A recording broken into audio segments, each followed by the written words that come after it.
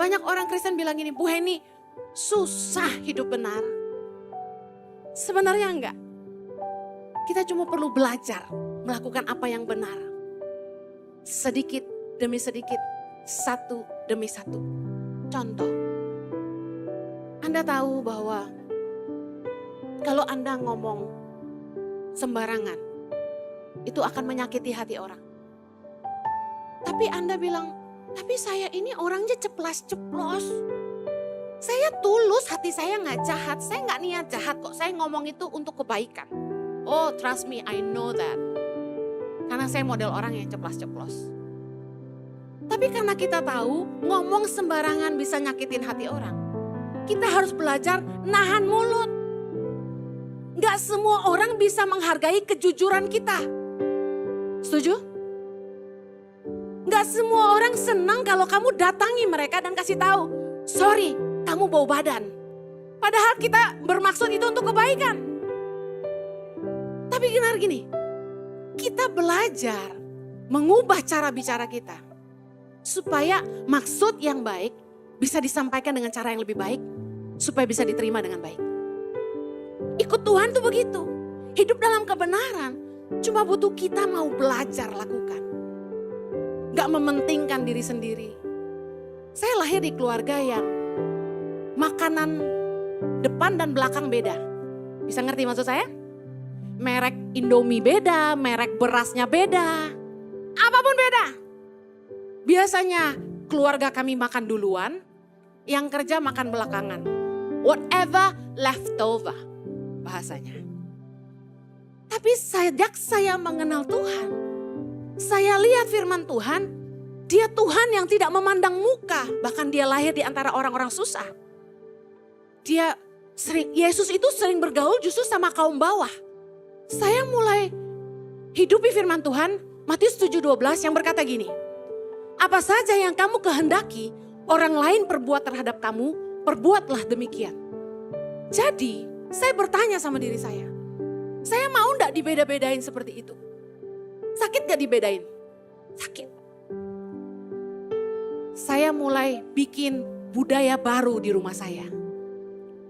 Bahwa apa yang kami makan adalah apa yang mereka makan. Mama saya marah awalnya. Dia bilang gini, lu gak bisa ngirit, susah lu nanti. Gitu. Beras di rumah saya, pandan wangi. Anda tahu harganya jauh lebih mahal daripada beras biasa. Maaf, pembantu di rumah saya makan pandan wangi. Kalau saya makan daging, mereka makan daging. Bahkan saya bilang gini, ada coklat di kulkas, mau makan ambil aja. Saya bikin satu budaya di rumah, makanan habis gak boleh dicari. Boleh nanya, masih ada nggak? Nggak ada, ya udah, nggak boleh marah. Why? Karena semua boleh makan. Karena saya coba lakukan firman Tuhan. Apa yang saya inginkan untuk diri saya, itu yang saya kasih buat orang lain. Saya nggak pernah kasih baju saya yang udah luntur dan robek buat, maaf, pembantu rumah tangga saya. Never. Baju yang bermerek, yang masih keren, yang saya baru pakai 2-3 kali, itu yang saya kasih buat orang. Yang udah jelek mereka bilang gini, ini masih bagus mama, boleh bawa pulang kampung ya. No, ini luntur, buang aja. Saya suruh buang. Kadang-kadang kita lebih sayang barang daripada sayang orang. Tapi saya belajar lakukan firman Tuhan.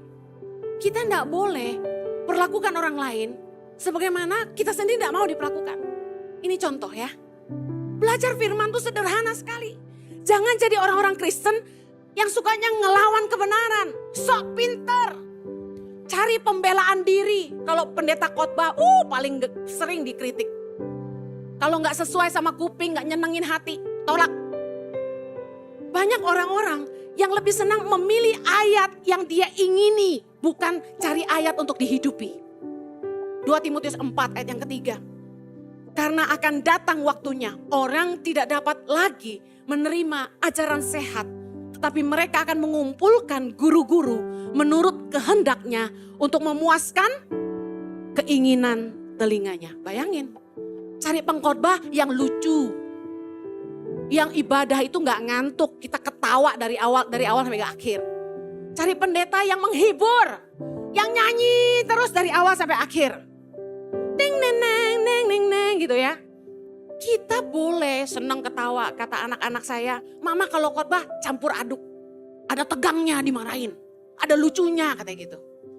Tapi saya tidak bermaksud mengentertain. Saya ingin firman Tuhan dimengerti supaya bisa dihidupi. Buat apa dengar khotbah kalau enggak bisa ngerti dan Anda enggak hidupi? Firman itu menjadi manusia. Dia datang. Yesus adalah firman yang jadi manusia. Bicara soal apa? Firman itu harus kita hidupi jadi daging. Dunia bisa lihat firman itu lewat hidup kita. Yang mengerti katakan amin.